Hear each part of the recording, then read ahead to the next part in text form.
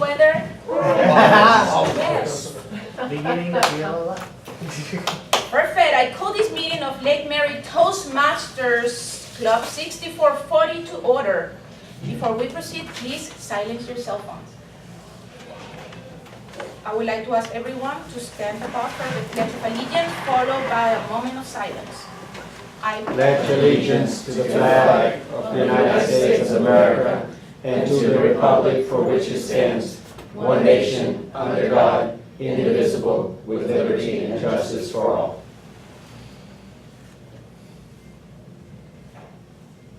Thank you. Please be seated. Our club mission is to provide a supportive learning experience in which members are empowered to develop communication and leadership skills, resulting in greater self-confidence and personal growth. Please help me welcome this morning our Toastmaster, our distinguished Toastmaster, Stephanie Byrne. Toastmistress.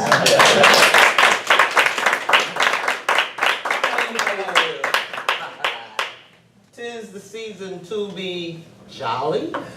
We'll see. Well, even the flag doesn't feel like waving. So everybody's nice this time of year, right? Extra nice, extra polite. I think so. Yeah. Well, I find just the opposite. They're rude, crude, insensitive, etc.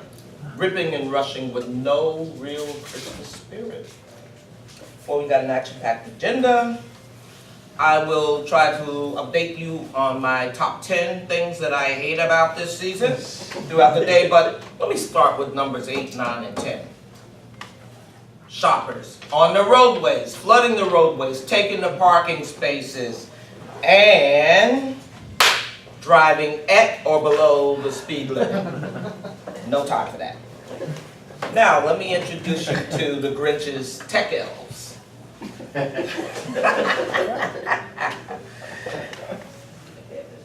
She knows when you're faulty. She knows when you say great. Mary and Lori, take it away.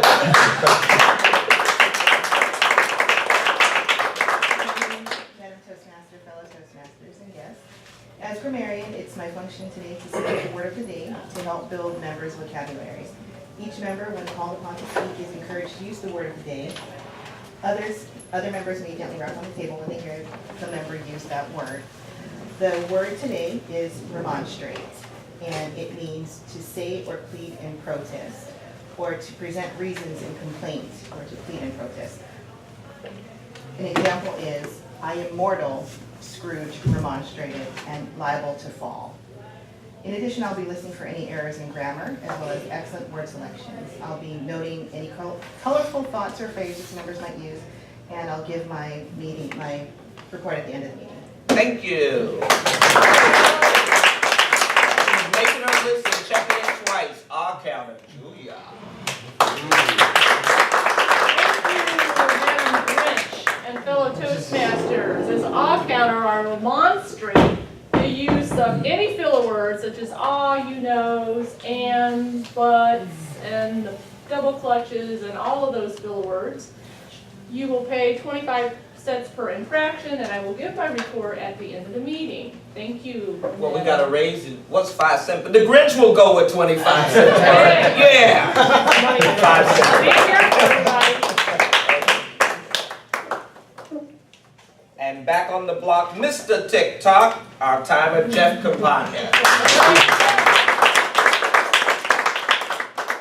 Thank you, Madam Grinch, Toastmaster. As timer, my function is to time speakers, evaluators, and table topic participants to ensure they meet timing requirements. I will demonstrate the timing lights, which will be displayed as follows. Green for speakers at 5 minutes, table topics at 30 seconds, evaluators at 2 minutes. Yellow for speakers at 6 minutes, table topics at 45 seconds, and evaluators at 2.5 minutes. And red for speakers at 7 minutes, table topics at 1 minute, and evaluators at 3 minutes. Thank you, Jeff. I believe Alex has a 6 to 8. Right, so yours will be at 6, 7, and 8. Okay, okay. All right. Whatever that means. Thank you.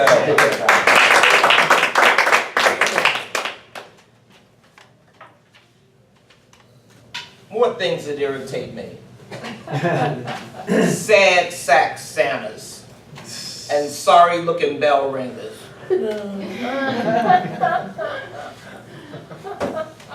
Our first speaker.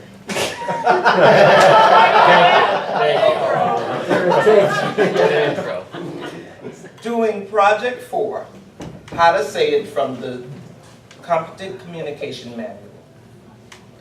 Bringing us the effective teacher. Help us welcome one of the bad boys of Christmas, Mike Ernst.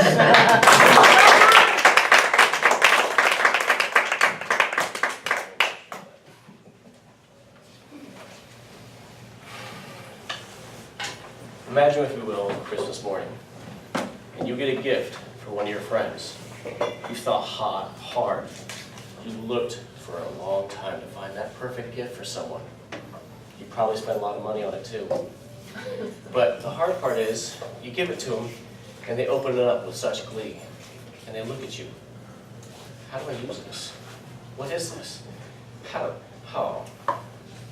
So they turn to you and say, what do I do? Now I want you to think in your life, the time where you had the perfect teacher, the greatest instructor. Madam Toastmaster, fellow Toastmasters and guests, I want to give you a few short points on how to be an effective teacher. I'm going to begin by discussing 3 different learning styles that effectively can teach each other. Then I'm going to cover some points that I've learned as my experience as an instructor. Science has shown that people learn in 3 different ways. One of them is kinesthetics, visual, and auditory. I'm going to go into those a little further. Visual learners learn by sight or seeing. They use visual objects such as graphs, charts, pictures, and seeing things. They can read body language well and tend to remember things that are written down. Learns better by watching them. Kinesthetics, or they learn by touching. They like to use hands-on approach to learning new material. They're good at math and science generally. And they'd rather demonstrate how to do something rather than verbally explain it. Thirdly is auditory. Auditory learn by listening. They retain information through hearing and speaking. Often prefer to hold things and then summarize the main points out loud to help with memorization. What's important when teaching someone is to utilize all 3 of these techniques to really ensure the learning process. Now, I want to discuss with you a few points that I've learned from being a Special Forces soldier and a professional firearms instructor. First point I want to discuss when teaching is safety. A lot of people overlook this and think, why would you care about safety? Think about this. Can a student begin learning if they feel that they're in an unsafe environment? Can they really take in information if they're unsure of their surroundings? Let's take it a step further. What about their emotional safety? Do they feel that they're going to be ridiculed for what they're learning or berated if they try something and fail? Now, think about Stephen's story he had the other day about, are you smarter than a 5th grader? Do you think he felt safe as to where he was at? Physically, emotionally. The second point I want to bring to you is chunking the information. Many times instructors have this great amount of knowledge in their head, and I say instructors and teachers interchangeably, so please understand. They have a great amount of knowledge in their head, but it's getting it into small, bite-sized pieces, so that when they bestow it upon you, you can digest it nice and easy. So when you as the instructor are presenting your information, slow down, take your time, plan ahead, break it up so that they can effectively learn what you want them to. Third point I want to bring up is a relationship. Why is a relationship important when teaching? What is the one thing that's important in a relationship? Trust. If you don't have trust in a relationship, what do you really have? I would say be it for none. Think about the relationship you're currently in or were in. Did you establish trust? When they try to teach you something or tell you something, did you listen? Now let's think about the latter. If this individual trying to teach you, you don't trust them. They give you that uneasy feeling. Do you really listen to what they're saying? The content, how they're saying it? No, they don't care. You don't care. So why listen?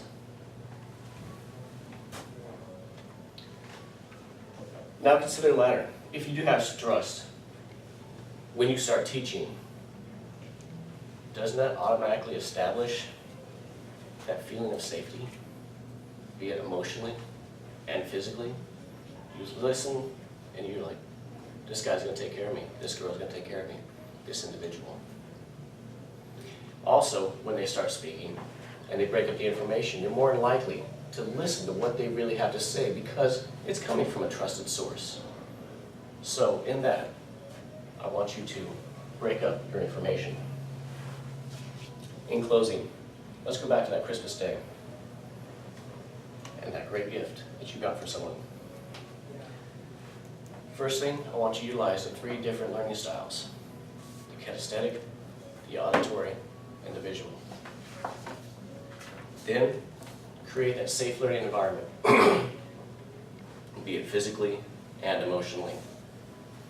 Thirdly, I want you to break up the information into small, bite-sized pieces so the individual can absorb everything you want them to learn. Now, finally, I want you to encourage your student to continue.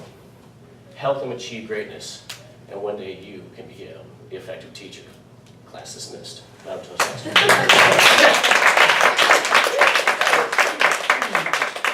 And we have 1 minute on the clock. This is the tip top, please.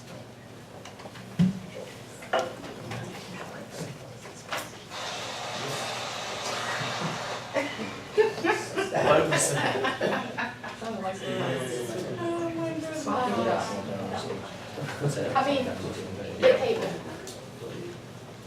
Wait, say it again. I need a table. Table, but not the. Are you filling out your evaluations, Toastmasters? Law enforcement or military? I was in the military, and I'm still. Grinch is in training. Yeah. Else, please, it's valuable to the speakers, please. That'll Sweet reinforce number. it. To be interviewed or interrogated by you? I would. I would be like, I would tell you everything.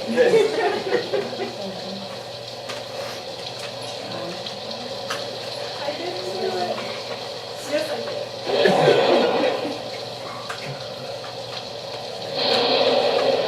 Some nice Grinch music. How many people were very good this year? Define? For you and being so brave, I have a gift. Let's go to some huge then. Anybody else was very good? Tried to be good? Partially good? I can't get you that. Open it up and take one. They're all the same. Just take one. Yeah. Anybody will confess to being bad. Very bad. All right. I got to be bad. For you bad guys, take a candy. Give it to the other one. Anybody else besides Gus was good? It's a good thing because you would have gotten a lump of coal. Okay. All right, you want me to keep that running while I introduce you? You ready? Ready, timer? We've been ready? Yes. Okay, all right. Now, I'm going to attempt to take this away in one. Okay. Have you ever heard someone talking about the cloud and wondered what it meant? Although the idea is relatively new, it's not too hard to understand. Alexandra assures us that you probably used the cloud many times without knowing it. Help me welcome competent communicator, Alexandra Baldwin.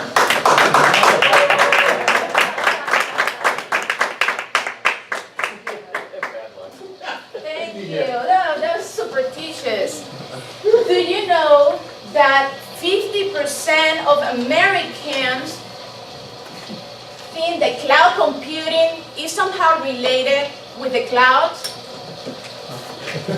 Not really, that was a joke. However, I remember I was sitting at an IT conference at work, and my coworker whispered to my ear. We were listening to the person talking about cloud computing, and she said, what is this cloud? What do you mean? Where is the cloud? Well, fellow Toastmasters, Madam Toastmasters and guests, cloud is one of those concepts that people talk about it, but they can clearly define. Cloud is one of those techie words that people use, but they can figure it out. Today, I'm going to talk about what is cloud, when can we use the cloud, and what are the benefits of the cloud. What is cloud? First, to understand what is the cloud, we need to clearly understand that cloud is nothing that you can touch. It's not tangible. It's not anywhere. You cannot go to the store and buy the cloud. It cannot be touched. Let's start with that. By definition, how many IT people we have in this audience? Please, I'm going to digest this as a jar. So be patient with me. Baby jar. The cloud is a network of servers. Some server has computer powers, and they can run applications. Other servers has the ability to perform data storage. Taking those concepts, computer powers, data storage, how many of you thinking that you're using the cloud today? Okay, that's amazing, yes. I'll tell you why. Raise your hand here if you have Facebook. Okay, I see more hands. Raise your hand if you're taking a selfie with your family, your significant other, and you're uploading that picture in Facebook. You're uploading Instagram. No, you're using the cloud. You're using the cloud. That's one of the functions of the servers, data storage. Every time that you're uploading a picture in a social media, you are using the cloud, probably without knowing. Let's go back to the computer powers of those servers. You remember back in the days when you used to go to the store and buy the software or the application on a little box, and you put it in your computer and you run it? Some companies, that's obsolete. Today, you are going online and you are buying a subscription, a monthly subscription. That's how you know that you are using the cloud. You don't have to buy those applications anymore on the box. You pay in subscriptions. What are the benefits of the cloud for us, for businesses? For businesses, it's very simple. Saving money, financial benefits. Why? Because think, you're the business. Where do you store all this data? In servers, and they pay for that. So companies are knowing that moving into the cloud, they take in a capital expense and a very expensive infrastructure to build. They make an operational expense by using the cloud, by paying per usage. For us as a consumers, forget about the business for a second. Who has kids going to school? They using the cloud. Every time they, do you know Skyward? Where you can see their grades, where you can see assignments, collaboration. You are using the cloud. Be careful. My daughter told me the other day, I was checking Skyward. You have so many missing assignments. What's going on? Mommy, my teacher lost it on the cloud. Really? I don't think so. So if you have little ones, be careful. They geeky experts. Health. Imagine how cool it is. I don't know if you visit Walgreens to get your medications. They have an application now that you can refill your medication. Those applications are using what? The cloud. So far, it's affecting in a positive way education, health. What else the cloud could be affecting in a good way? Social media. Those who has businesses online, do you know they're asking, can you like my page? They are growing their business based on social media and with the help of the cloud. How amazing is knowing that the four corners of the planet are integrated by the cloud, and we're becoming ourselves global journalism. Erika, it was you that was on an airline and the AC broke, and you put it on Twitter, and what happened? They announced whoever tweeted Delta, we're turning on the AC now. It is not crazy, all the good things that the cloud is providing us as a society, and we're using them without knowing. Now, between all these benefits, perhaps it is one thing that's still making us nervous. What is it? Security. Security. Very good. And I'm going to read, I have to read this part because it's coming from an opinion of Jerry Irvin. He's the CIO of Chicago-based Prison Solutions. And he says that the #1 cloud computing and data security that companies are facing today is, listen to this, the lack of understanding that these companies are already using the cloud and they don't realize that. And they need to already be protecting themselves accordingly. Target. These companies, we are already using the cloud. We need to be more protective of how we use it, things that we upload, because it's going to be raised. No, nothing is gone. I taught this to my kids. Nothing is gone. If you're using some kind of social media, you're using the cloud. If you're using any kind of applications, you are using the cloud. Once in a while, and after my speech, my goal is to, probably you're going to be demonstrating the cloud is syncing all my devices. All my devices are in sync. You demonstrate.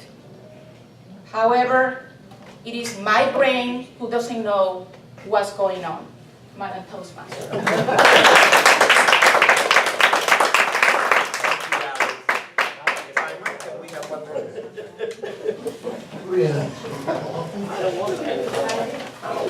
Every day.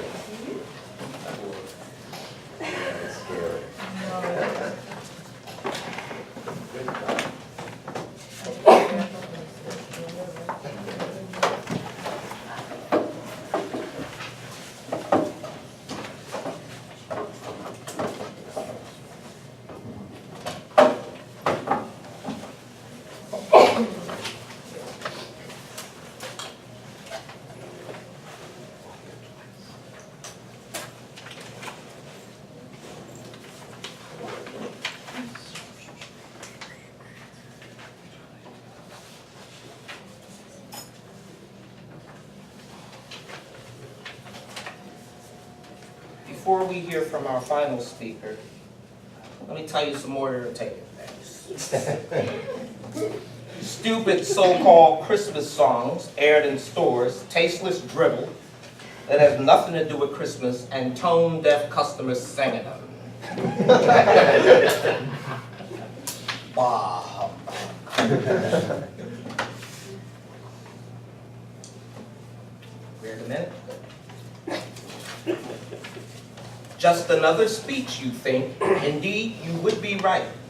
Yet also it's a parable to bring us all insight. Listen closely to the story. Try to catch the gist. Let's welcome Stephen Morgan, the potential catalyst. Advanced Toastmaster.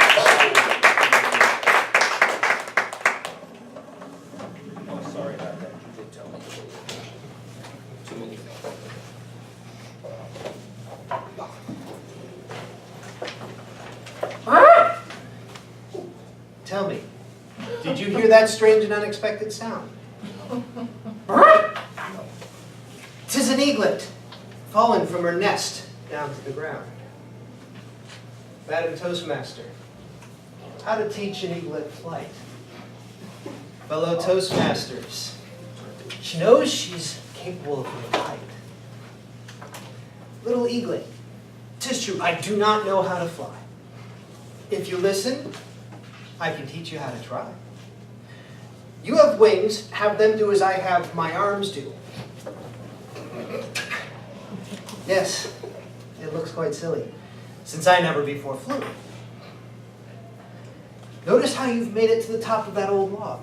Now try for this higher branch. It's just an easy job. See how far you have already risen from the floor? Tap your unrealized potential. Spread your wings and soar. Is there any greater high than flying on your own? Yes, the feeling you get when your eaglet has first flown. When your flight returns to earth, you're deafened by a roar! The caterwauling of a bear, a massive, full-grown boar, writhing painfully from a gash deep in his thigh. Keep your distance, because one paw swipe, and you're bye-bye. That wound, I can tell, will take a long time here to heal. Meanwhile, this poor bear can't hunt or catch one single meal. Weakened by his hunger, he will likely die of thirst. All his vaunted strength and power now become his curse. Water I can bring, and food that he can eat.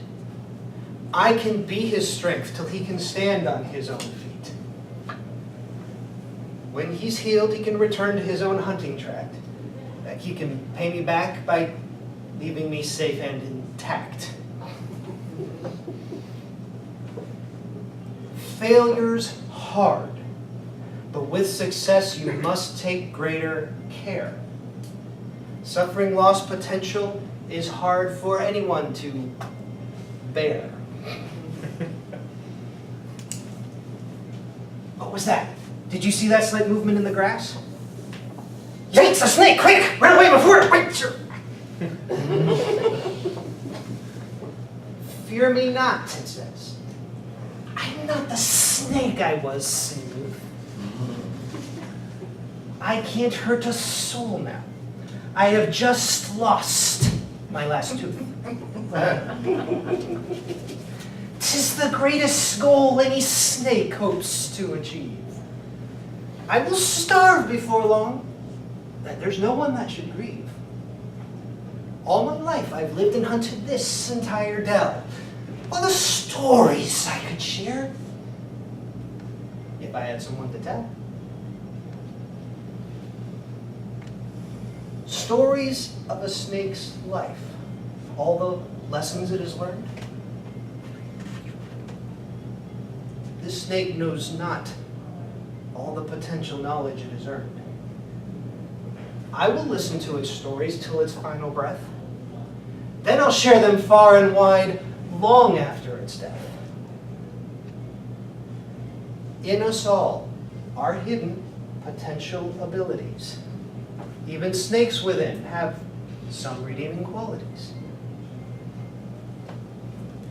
You are in this story, as is everyone you know.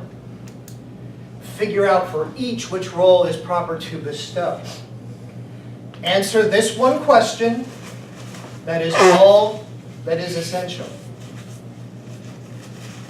Which of these epitomizes your innate potential?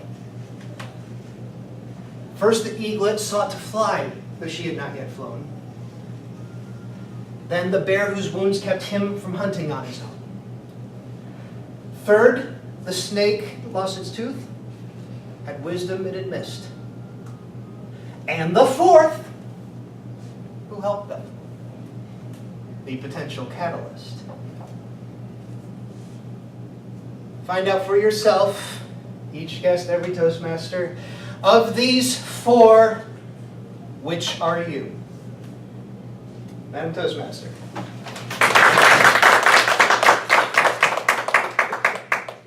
Thank you. One moment.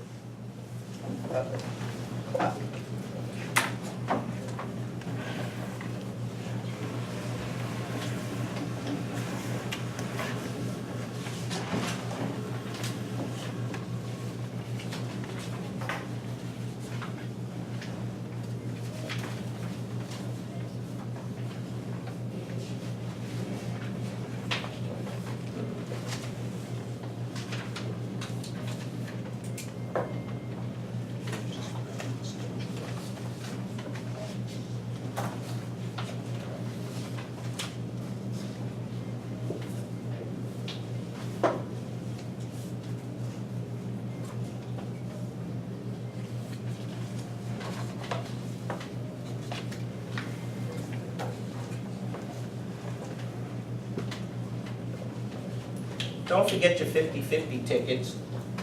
Grinch is going to veer off with a public service announcement given to me by our president that today, instead of the cash, you'll be entered into a raffle for tickets to this terrific concert coming up at Northwood, Christmas concert this weekend. And there are choice of dates and times. It's Home for the Holidays. It's on Thursday and Friday at 7:30. And who's playing in it? Yay! Yay! I believe some other Toastmasters we know, the Tickersons, I believe, will be singing in this as well. So buy those tickets and give them to the Grinch. I think they're valued at $10 a piece. Yes. And you get 2. Yes. So you can buy a raffle ticket and win the 2 tickets. Very good. Thank you, Tyler. Okay. Before I bring forth our topics master today, I'm going to give you number 3 on my list of things I hate about this year's season, or every year's season. Your children's lengthy demand list. Number 2, people who answer me with Happy Holidays after I've said Merry Christmas. And now let's hear from Chief Toy Tester, Topics Master Hadi.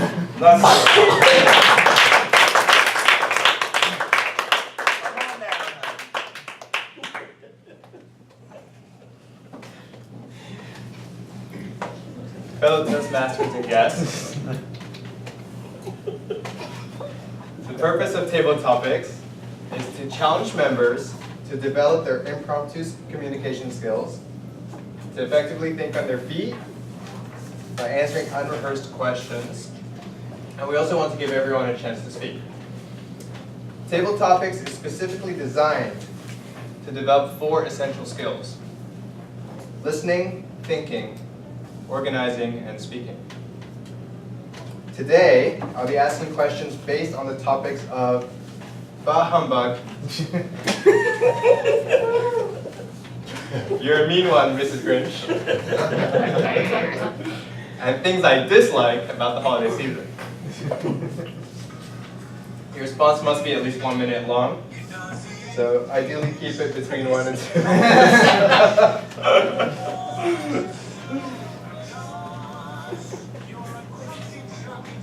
All right, so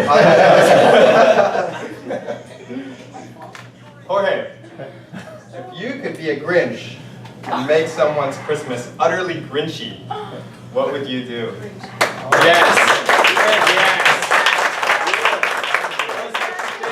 Yes.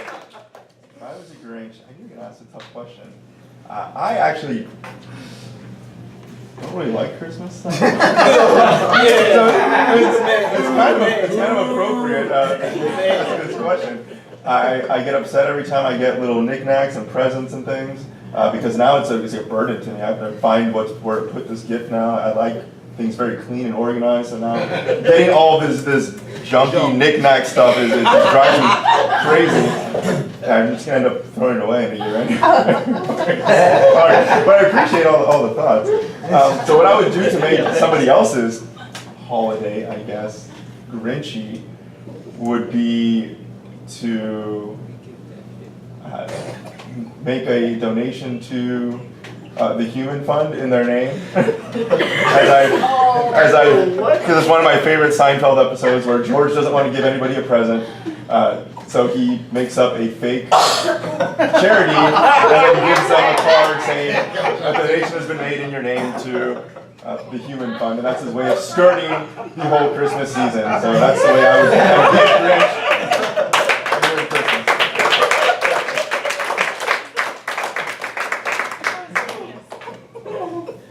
You may remonstrate about this, but I'm going to ask the question first before I ask the name.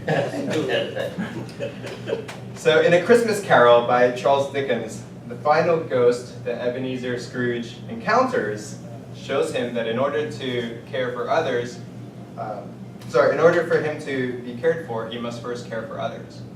So, Ernst, if you were to give Scrooge that message... I'm an evaluator.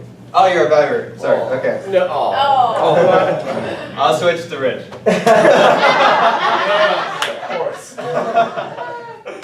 If you were to give Scrooge that message, how would you go about it?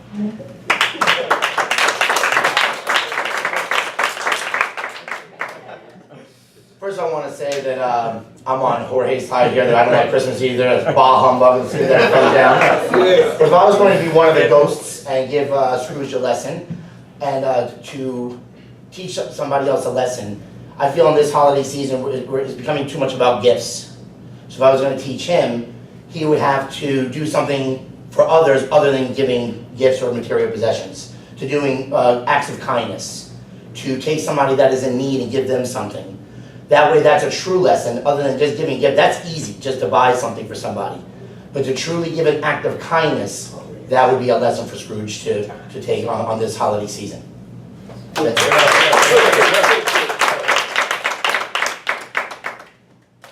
All right. So if you were on a mission to convince the Grinch to adopt some Christmas cheer, how would you go about it, Gus?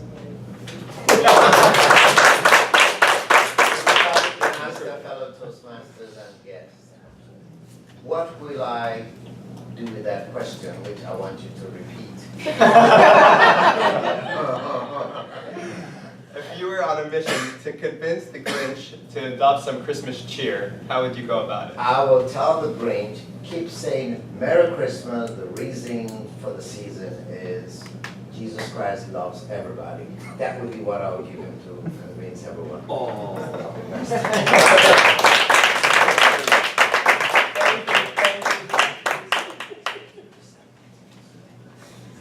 Ready for my final top answer? Well, before I give you that one, the other one is getting those leftover suckle pass-around gifts that everybody else has grabbed what they wanted, and you're ended up with a door stopper or something from I don't know. But the final thing that I hate about this season, give me a drum roll. Potlucks. If you can't afford to host a party, don't give one. Meet your friends at the Golden Corral where everybody's expected to pay their own check.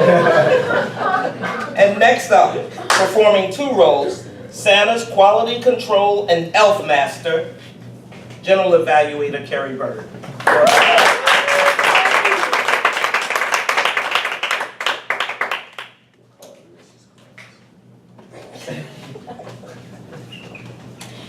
Thank you, Mr. Toastmaster. This is the educational portion of our meeting, and we are running right on time, so I'm just going to go right ahead to our first evaluator, evaluating Mike Hughes' speech. Please welcome Toastmaster Ernst.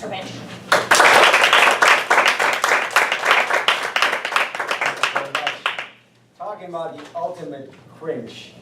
I'm sure you read in the newspaper that a lady was driving behind the FedEx driver and collecting all the gifts the FedEx driver deposited in front of the house and put it in their Mercedes. So unbelievable how things are doing. But good morning, Madam Toastmaster, fellow members, and our guests, and especially Mike Hughes.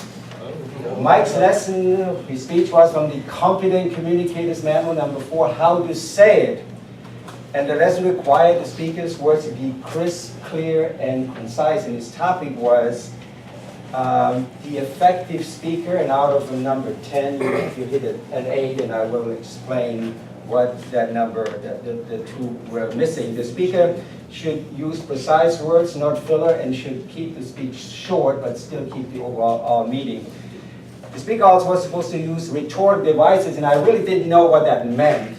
There's my 8. I'm still not quite clear right now. But to me it was a mouthful, but that's a jargon which we're not supposed to use. Rhetoric device is actually meant to rhetoric device is a special way of arranging words to make the ideas and thoughts sound more pleasing and for the audience to easily understand. Are you clear? But I'm not. Anyways, here's what you did really well. Your speech was very well organized. It was crisp, clear, and concise. You broke down the learning styles from kinesthetic, visual, and auditory. And I have ADD, and I know exactly what you mean. I use a little bit of everything here. And especially you explained the teaching environment, which to me is very important. The safety style, because when you are ADD, growing up with ADD, you're kind of considered stupid, deranged, all kinds of things, because you can't put things together, because things look different. You can't, when you talk to me, I'm over here. So I understand exactly what you mean. Safety is very important, and the environment, the emotional bond of the teacher is very important, and I knew this when I was growing up. I was one teacher who was with me for a little while, and he really bonded with me. I guess he understood. Putting things into small pieces, relationships to with the student, and then developing trust and helping to achieve, of course, greatness. You did that. We broke that down. You did great, very well. Here's something you could improve a little bit. Move from behind the lectern more and speak to individual people during your presentation. That would be helpful as well. Here's what I want to see the next time. Move the lectern out since you're an expert, and do not say in closing, because I don't think we use that in Toastmaster. We don't say in closing. Yeah. Madame Tabletop. Oh my God.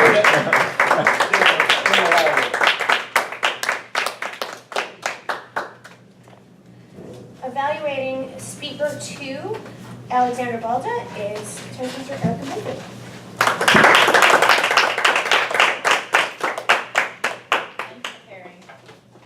Good morning, fellow Toastmasters, guests, and especially Alexandra. Alexandra spoke on the guide for the abstract concept. Alexandra defined a topic, and one of the objectives was to focus on how it fits into a larger concept. I felt that your topic was very appropriate for the assignment for the speech, so I want to congratulate you because that was genius. You explained your topic thoroughly within the allotted time. That may not be easy for most if you didn't pick the right topic. You warned us and remonstrated to be patient with her explanation using the baby jar. Plenty of examples were given to explain what the cloud concept was and to inform us that it is something that you're using whether you realize it or not. I love how you have the rain background. You always do a really great job in having little extra perks here and there to show that you really gave enough time and thoroughly thought about what your topic and objective was in your speech. I want to commend you for that as well. A suggestion, you used one speaker quote stating lack of understanding that they don't realize they're using the cloud. I believe maybe originating how the cloud came about, maybe going back to the 70s when the computers were started. I'm sure there might be a few quotes out there. Usually I have one I can pull out of a hat, but I don't. But I would have liked to have heard some more expert quotes that could tie into the speech as much as many examples as you have. Personal experiences were shared, which made the speech relatable. That's one of the important keys when you're speaking to inform, is that you use humor, which you use examples that make the audience relate to what you're speaking about and keep them engaged into what you're sharing. At the closing, you casually walked over and had a few examples, such as your laptop, you had your tablet, and you had your phone. And a suggestion, because I know someday I could see you speaking in front of a larger audience, you may want to say what they are instead of using the obvious of the visual aid, because if you are speaking in front of a large audience, there may be some that cannot see what you're holding and understand what they are. So maybe just explain what they are and how they tie into the cloud. Overall, you did a phenomenal job. It's a very hard speech to critique, and I hope that those suggestions will make it even better, and I look forward to your next speech. Thank you.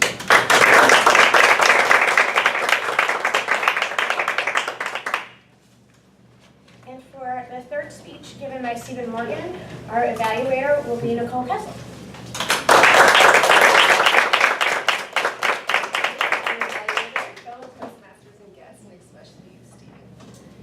The objective of your speech was to use stance, movement, gestures, facial expressions, and eye contact to express your message and achieve your speech's purpose. And you are to make body language smooth and natural. And I think you definitely fulfilled those objectives. So you opened the speech with that strange sound of the eaglet, and totally grabbed my attention. I was like, what is going on?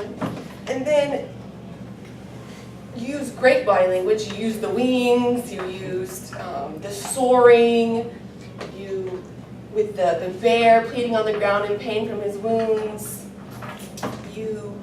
And who would have known that you are a spoken poet? It was very well done. I was impressed. I like the message that we all have hidden potential inside of us, and we all have the potential to be a catalyst for someone or something or some animal, if you will. So you pronunciated the S, is that how you say that? Pronunciated? The S when you were talking about the snake, which was very interesting to me. You were great, and I really loved it. I always love listening to your speeches. The one thing that I could give you to work on is I felt like some of the pauses weren't natural, and maybe you were stopping to think. Other than that, Stephen, you're a hard one to evaluate because you always do such a great job, and thank you, and I look forward to next time.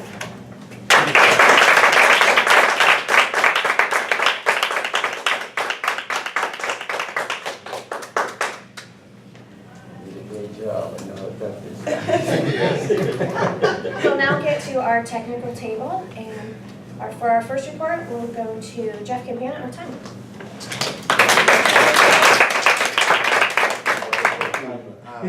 Evaluator. Okay, for the speakers,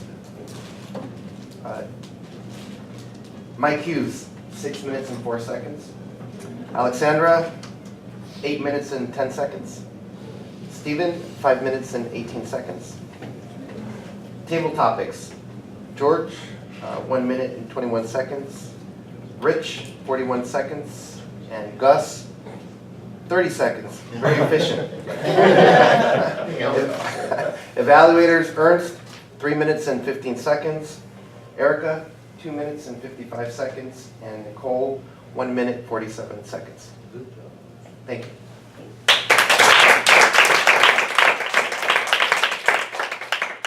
I'd now like to go to actually our grammarian, Richard.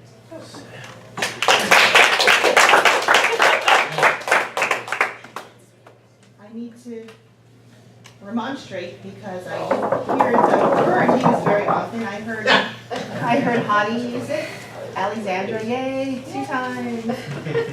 And I heard Erika use it as well. I wanted to commend Stephanie. I really like your use of alliteration, those sad sack Santas, and sorry-looking bell ringers. Mike and Stephen both, I thought were interesting. They both use the word bestow knowledge and bestow something. Thank you.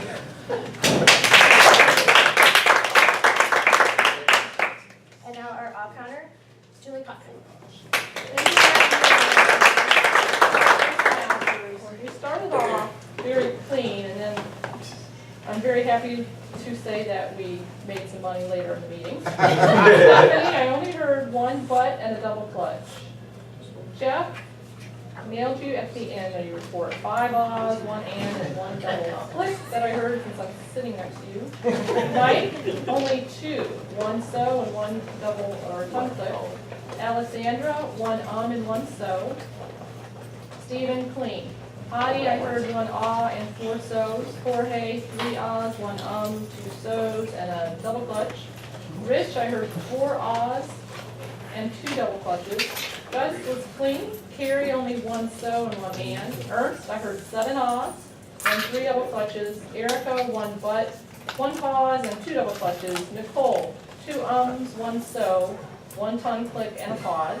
And Lori, borderline of pause and an and. That's my report.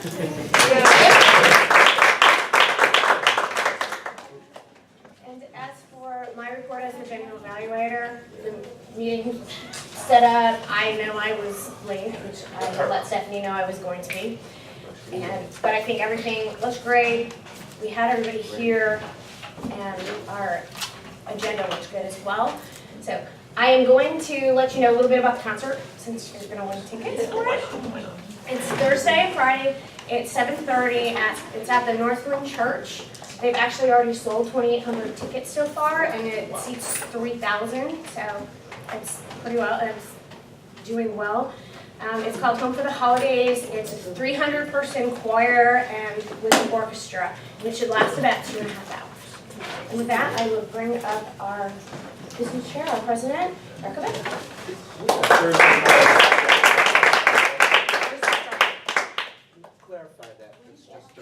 Thank you. What a fantastic theme. Happy to see some familiar faces back here again. I would like to ask our guest, Lyris, to stand up and tell us what you thought about the meeting.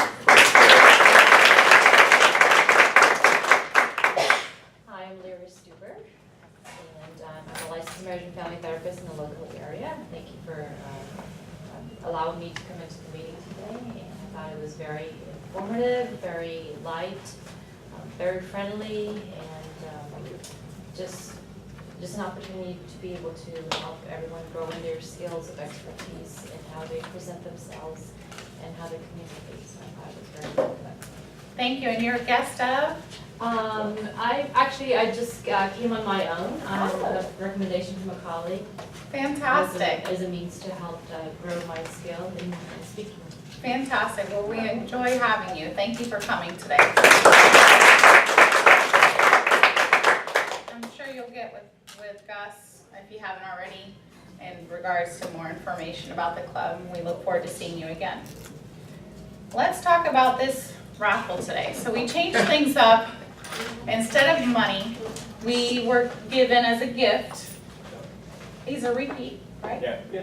I run the state that comment. See, come on.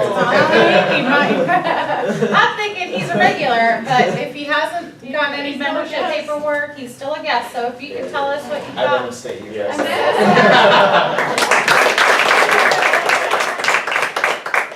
Samuel, is it? Yes. Yeah. As already said, my name is Samuel, and I'm in that awkward transitions phase where I actually have to hand them the money. Yes, if I don't get it soon, I'm pretty sure I'll be out back with a baseball bat. No, I'm just kidding. But it was a very informative meeting. I absolutely enjoyed everyone's speeches. I have heard amazing things about yours, and I finally got to see it. It was phenomenal. So thank you for that. I really enjoyed it. Thank you. All right. Let's talk about this event. If you could hand me the flyer that was given to me by Gus. Tickets are $10. special seating available for 50. Gus has donated 2 $10 tickets. And the email that has Northland Church on it has 3 dates. However, Kerri plays in it. I promise it's 2. It is 2 because she knows what she has to be there for. So Kerri, could you tell us the dates again? It's Thursday and Friday, the 11th and 12th. It starts at 7:30. Doors open at 7. It is likely to be sold out, so Right. recommend. Well, he's got the tickets. So if you want to buy a ticket for $1, you want to buy 3 for $2, buy 8 for $5, I want you to do it now because this little bit makes a difference for us. And it attributes for us to be able to keep this club low cost. How many do you need? Like a picture of the club here. Is there anyone else that wants a ticket? Where's mine? Okay, so he wants 5, so I'm gonna give you a 5, and I'm gonna give him 8 tickets. 1, 2, 3, 4, 5, 6, 7, 8. There's a $1 by 1 or 3. Okay, now, as this is happening, can you break this off and give it back to him? Let's talk about our upcoming meeting next week on December 16th. I have Toastmaster is Alexandra. Speaker 1, Martin Bell, Diane, Gus Davies. If you notice when this list goes around, if you have a computerized font check, that means you went into Easy Speak and you checked off. For those that are remonstrate towards technology and don't want to use Easy Speak, you can fill this out and Steven will input it in the system because he's phenomenal and fantastic that way. General Evaluator, I have volunteered myself. Table Topics Master Ernst. Evaluator 1, Kerri. Julia, Evaluator 2. Mike Hughes has volunteered for Evaluator 3. Op Counter Lori. Nicole is our grammarian and timer is Hadi. What is the speakers? Speakers are Martin Bell, Diane, and Gus. It'll be an exciting, interesting week, and I can't wait to hear how someone can follow up this topic for Toastmaster. But I'm looking forward to it. Any questions about next week's meeting? No. Okay. This on. I just noticed that the agenda said ELF Evaluator. Okay. All right, we ready to do this raffle? Yep. Everybody good? Everybody good? Well, I touched it, so it better be. I'm gonna have our new guest, Lyris, to pull a ticket. All right, Lyra, pick mine. Come on, big money, no whammies. I know your car. 6. All right, number 2300644. Yeah. Oh. Just kidding. Yeah.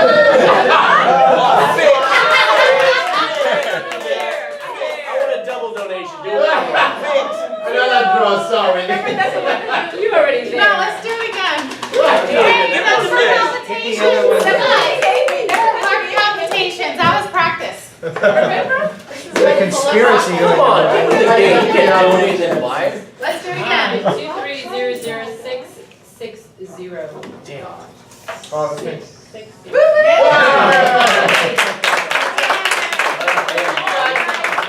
Thank you so much. Diane sent me a text this morning. She will not be here last night. So if you didn't use the word of the day and you have a tally of cents like myself, please give the money to Kerri. Kerri, can you collect money today for me? Sure. Okay. You were voluntold. Yes. I like to end on time and I'm missing my mallet. Who's got my mallet? It's gone. I'll give you a shoe. Yeah. Who gets that? I can't do it. All right, well, I gotta hammer something. Here we go. Here we go. Thank you for coming this week. I look forward to seeing everyone next week. Good job, good job.